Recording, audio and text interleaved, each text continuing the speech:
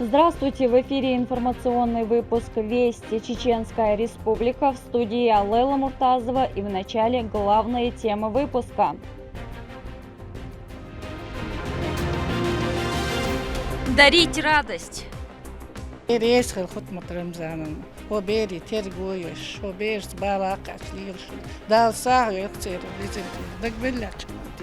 Воспитанники столичных детских реабилитационных центров в рамках акции «Мир особенных детей» получили подарки от Хутмат Кадыровой. Задача выполнена. С помощью специального дрона идет полная разведка территории. Враг скрылся в населенном пункте, и здесь на экране можно увидеть полностью всю местность сверху.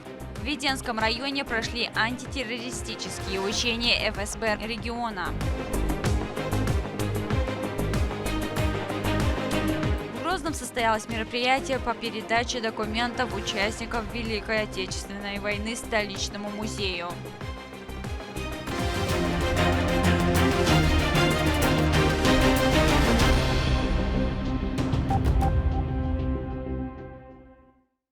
Хутмат Кадырова в очередной раз провела благотворительную акцию. В ее рамках особенным детям, которые проходят лечение в детских реабилитационных центрах, устроили праздник. Что получили ребята в качестве подарков, смотрите в нашем следующем сюжете. У особенных детей из Республиканского детского реабилитационного центра в Грозном внекалендарный праздник. Акция «Мир особенных детей» состоялась по инициативе заместителя руководителя секретариата главы, куратора сферы здравоохранения Хутмат Кадыровой. Благотворительная акция «Мир особенных детей» – это инициатива, которая, несомненно, заслуживает глубокую благодарность, в первую очередь, куратор сферы здравоохранения, заместитель руководителя секретариата главы Чеченской Республики Хутмат Рамзановна.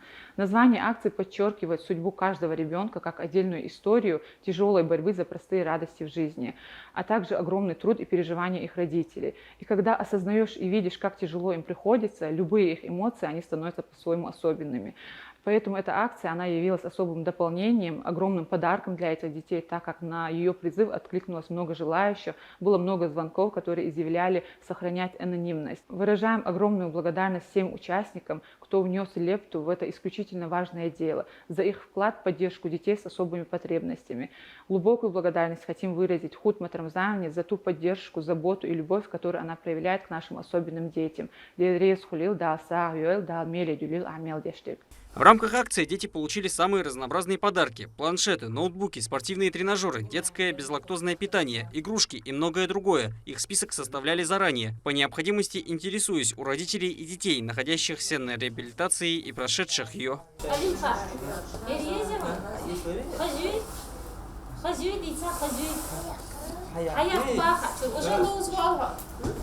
Хотел ты? Это ты знаешь, что такое? Вот это ты знаешь, что такое? Планшет, да, ты знаешь. Ты хотел этого? Благотворительная акция уже стала ежегодной. Подобную провели в прошлом году. Дети и родители искренне благодарили за подарки, которые для них были как никогда кстати.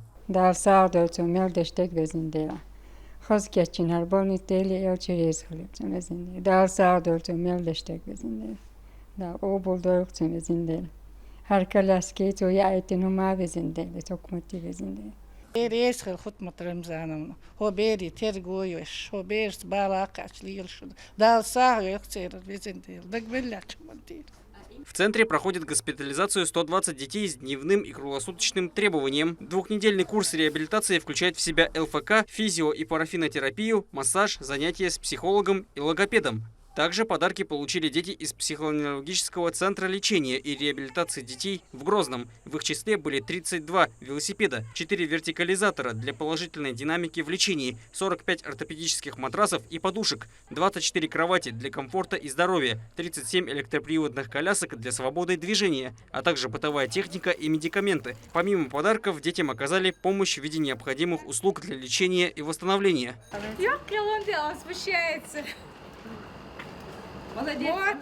Саюачонг шер цуна квартет шизофрения аса обратиться динер в Хутмат Кадыровой цугоду эл пампирша вильспета ишце юакук шлос дела ортопедические мачисна дал облсах юльцун везидел хабеш хошу ит хабеш унал дешу ит хабеш дерес хилцун дал диканс биекан больцун везидел охундел дал облсах юльшу. Акция продолжилась вне стен лечебных заведений. Их сотрудники лично приехали к пациентам домой, чтобы передать благотворительную помощь.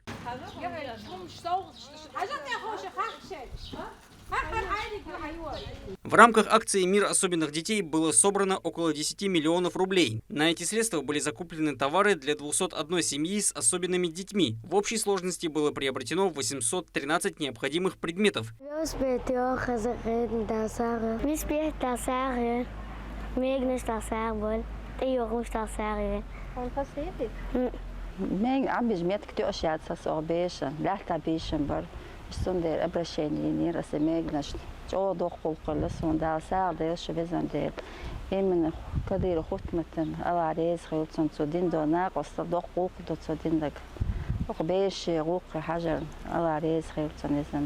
Традиционно в акции приняли участие не только чиновники, но и просто неравнодушные жители республики. Значительную помощь оказал региональный общественный фонд имени первого президента Чеченской Республики, Героя России Ахмата Хаджикадырова. Стоит отметить, что в благотворительной акции может принять участие любой желающий. Турпа Лолита Исумов и Магомед Бараханов. Вести. Чеченская Республика. Региональный общественный фонд имени Героя России Ахмата Хаджикадырова в очередной раз направил гуманитарную помощь в зону проведения специальной военной операции. Ее передали бойцам Харьковского направления в Белгородской области. Там работает свыше 1000 военнослужащих спецназа «Ахмат». В состав гуманитарной помощи входит 15 тонн ряда необходимых продуктов питания. Подобную акцию благотворительная организация оказывает с самого начала специальной военной операции на регулярной основе. Очередная гуманитарная акция, Pierre Pace, Archel, Regionальный общественный фонд, ОДЭШ, Амарцани, Даш Дехнаду. Дегден до любого почвала, то что кузя был бы ждала дополнительный штат, кому Даш. Бойцы спецназа «Ахмат» продолжают ведение службы в зоне проведения специальной военной операции. В ходе слаженных действий на Харьковском направлении военнослужащие успешно выполняют поставленные задачи. С помощью беспилотной авиации за каждым участником ведут наблюдение.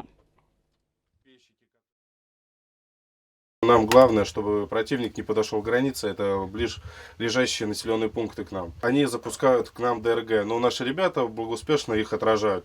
То есть противник всегда отправляет их по ночи, но мы снабжены тепловизорами, ночниками, приборами, ночными птицами. То есть мы видим, как противник пытается к нам перебежать, и, естественно, по противнику сразу отрабатываем. Точную работу артиллерии осуществляют с помощью беспилотных летательных аппаратов. Это новое направление, к которому с легкостью приспособились бойцы с большим опытом на различных участках фронта. Работаем по целям, по блиндажам, по укрытиям. У нас есть определенные цели. Мы занимаем участок фронта в зоне нашей ответственности. Вот здесь вот 3 километра участка фронта. Конкретно вот эти 2 расчета занимают здесь. Сдерживание. Спуск на канатах с вертолета, управлениями дронами и нейтрализация диверсионно-разведывательной группы. Спецназовцы ФСБ региона успешно завершили очередные учения. В какой горной местности, по легенде, обнаружен враг и какие подразделения были задействованы в ликвидации противника, расскажет Адам Магомедов.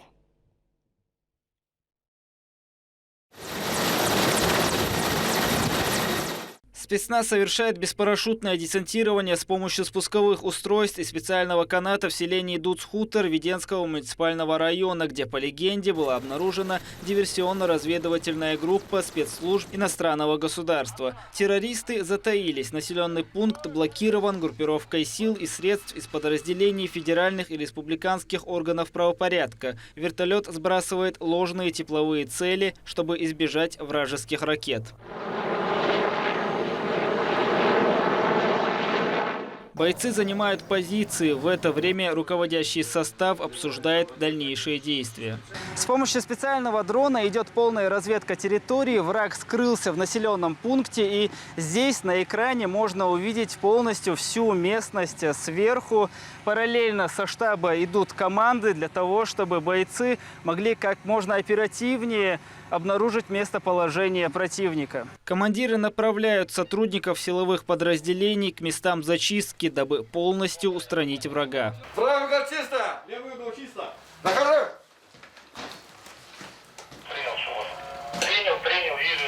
Уже в ликвидации последствий операции участвует и МЧС России по региону. Антитеррористическое учение, проведенное оперативным штабом Чеченской Республики, прошло успешно. Органами исполнительной власти и местного самоуправления отработано мероприятие по временной эвакуации населения и минимализации последствий деятельности преступников. Руководством республики и оперативного штаба дана положительная оценка действиям привлекаемых подразделений. Подобные учения силовыми подразделениями проводятся регулярно, чтобы быть готовыми к самым опасным и сложным ситуациям. Адам Магомедов, Сайремин Мусаев, Магомед Ахматов, Вести, Чеченская Республика. В Грозном прошел концерт Центрального пограничного ансамбля ФСБ России. Его организовали в рамках акции «Беречь Отчизну, долг и честь», запущенной представителями Российского совета ветеранов пограничной службы. Для присутствующих исполнили 23 композиции с участием хора, ансамбля танцев, оркестра и эстрадных артистов. Помимо этого, у входа в концертный зал были организованы выставки книжно-журнального издательства «Граница», военного спецобмундирования, предназначенного для любых сезонов и полевых условий, и различного рода оружия, которое применяется в том числе и в зоне проведения специальной военной операции. Мне больше всего понравилась песня «Салам алейкум». Приехала с мамой, с папой, с братиком. Конечно, это очень впечатлило меня, и это всегда останется у меня в памяти и в сердце. Потому что «Салам алейкум» – это любимая песня моего дедушки. Мемориальному комплексу славы имени Героя России Ахмата Хаджи Кадырова передали документы выходцев из Чеченской Республики, участвовавших в Великой Отечественной войне. Мероприятие было приурочено Году истории, исторических памятников, архитектуры и культурного наследия чеченского народа. О том, как Родина помнит и чтит своих героев, Наталья Депутатова. Торжественное мероприятие по передаче документов мемориальному комплексу славы имени Ахмата Хаджи Кадырова посвящено Году истории, исторических памятников, архитектуры и культурного наследия чеченского народа, объявленного таковым в 2024-м Рамзаном Кадыровым. Переданы документы, свидетельствующие о том, что найдены новые имена героически сражавшихся выходцев из Чеченской Республики. Мы с вами знаем из истории, что от общего количества всего чечено-ингушского населения в Великой Отечественной войне участвовало более 40 тысяч человек. Да?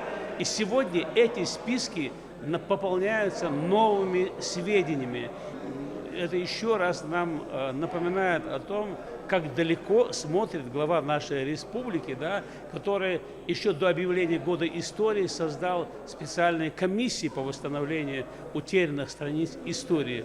Мы над этим все трудимся. Провели акцию в преддверии одной из самых печальных и трагических дат в истории нашей страны – Дня памяти и скорби, Дня начала Великой Отечественной войны. Министерство Чеченской Республики по национальной политике, внешним связям, печати и информации совместно с общественной организацией «Наш дом. Город Грозный». Мы вот сейчас к 80-летию Великой Победы максимально пытаемся найти историю наших земляков, разузнать все. К нам поступают многочисленные копии документов со всех уголков нашей Родины. Выходят документы, данные, архивные какие-то. Мы работаем в данном направлении. У нас отряд называется «Последний рубеж», поисковый отряд «Последний рубеж». Мы работаем с архивными документами и взаимодействуем с многими поисковыми отрядами. Буквально 2 дня назад мы работали на полях в Ставропольском крае, помогали русским витязям поисковому отряду поднять 16 останков солдат. Один солдат уже установлен, откуда он с Архангельской области. Всероссийская патриотическая акция «Последний рубеж» и «Я вернулся, мама» ведет поисковые мероприятия совместно с санкт-петербургским проектом «Память». Все обнаруженные при раскопках в местах, проходивших в боях 40-х годов прошлого столетия в разных частях нашей большой страны документы выходцев из Чеченской Республики привезли в музей, где вскоре для них появится отдельная экспозиция. Эти документы показали весь список, послужной список этих людей, защитников нашего Отечества. Их наградные листы, сами по себе эти документы очень уникальные, они очень интересны с точки зрения познания и ознакомления с историей, особенно для нашего подрастающего поколения. Более 40 тысяч выходцев из Чечено-Ингушетии доблестно сражались за родину, боролись за свободу нашей страны. К сожалению, в нашем регионе уже не осталось живых ни одного ветерана, но их дети и внуки живы и продолжают чтить память отцов и дедов. По истечении уже почти 80 лет со дня победы СССР в Великой Отечественной войне находятся все новые факты о подвигах наших соотечественников, выходцев из ЧССР. Эти храбрые воины защищали в те далекие годы родину и отдали свои жизни на полях сражений. Подобные мероприятия способствуют сохранению истории и памяти героев, которые сражались во имя мира во всем мире. Наталья Депутатова, Ислам Нацуров, Магомед Тутаков, Вести, Чеченская Республика. Туристы и местные жители с нетерпением ожидают самого яркого события нашего региона – фестиваль «Биноевская весна». Организаторы данного мероприятия усердно готовятся и заверяют, что в этом году программа будет насыщенной и разнообразной. Слово Медине Мударовой. Биноевская весна не за горами, в связи с этим в Нажиюртовском районе к ней активно готовятся. С начала месяца здесь проходят субботники. Очищают и облагораживают территорию, ремонтируют дороги. На призыв навести порядок откликнулись множество жителей районных поселений и сотрудников различных организаций, министерств и ведомств. Умадгири Айдамиров, заведующий Дома культуры селения Мискиты, работает весь месяц без единого пропуска. Старается, чтобы район встретил гостей в лучшем виде. وهربوط بول بلشان حاج دا واردو كله تريوني تمبولر بينوسكي ويسنا праздник تتوقع تا اوتسن ديلا خرتي حيشنا تسن دويش تسن خليت لاك تو شور دا المولا حسنا وشربينا دوخ حيشي فوترا ميتشا دعوتن لامز да ещё тсен юртаюрт. На территории селения Шира-Юрт трудятся более 200 человек, а всего по Нажиюртовскому району насчитывается более 400. Покраска труб, очистка обочины от сорняков, скос травы, которая уже успела хорошо подрасти. Участники, встав бок о бок, несмотря на погодные условия, приводят в порядок придорожные территории. Инвентарь распределен, работа тоже. Без внимания не остается ни один участок. Волонтеры отмечают, это не просто уборка, а возможность проявить любовь к родному краю.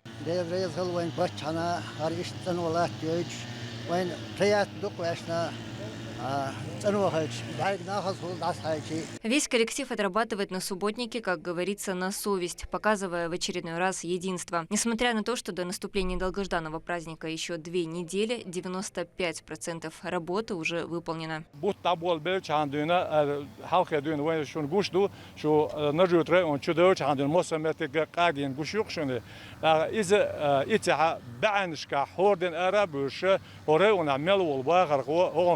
دوشه بالقل بغدوشه موسو учреждение участие орше еш субботник шу шунтагна окагушу так ас делаш аж дикт хоха аж ду даш ду шу дат адам дат аж вен рона болбар гош ош дегуду дел мадигду вен хар вен бок пейтхол موسو ادم قيتش دو بالغ دل رزق وين مخدن رمضان حاجينا احمد حاجيك انتنا دال ديكنز دو واغولي دل رزق وين مخدن يوش اماننا يشتهر بالش با بوتش احمد حاجيك اخيولا.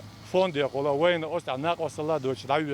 Нажиюртовском районе каждый год к мероприятию готовятся усердно. Прокладывают и ремонтируют дороги, открывают новые объекты. Близится уже 10-я Биноевская весна. Глава администрации Нажиюртовского муниципального района Асламбек Музуруев рассказал, на каком этапе сейчас подготовка к мероприятию. В этом году праздник обещает быть особенным. Концертные, культурные, разные мероприятия. 230-летие со дня рождения Байсангура Биноевского, тоже мероприятие. История Биноя, тоже мероприятие. Ночи мат, ласка мат, дешнш дохш, мероприятие. Автомат Калашникова, сборка, разборка, тоже мероприятие. Еще еги, приезжу, что первое место, второе место, третье место, или любой дождь отгадать, линчен призлуш, дука, не.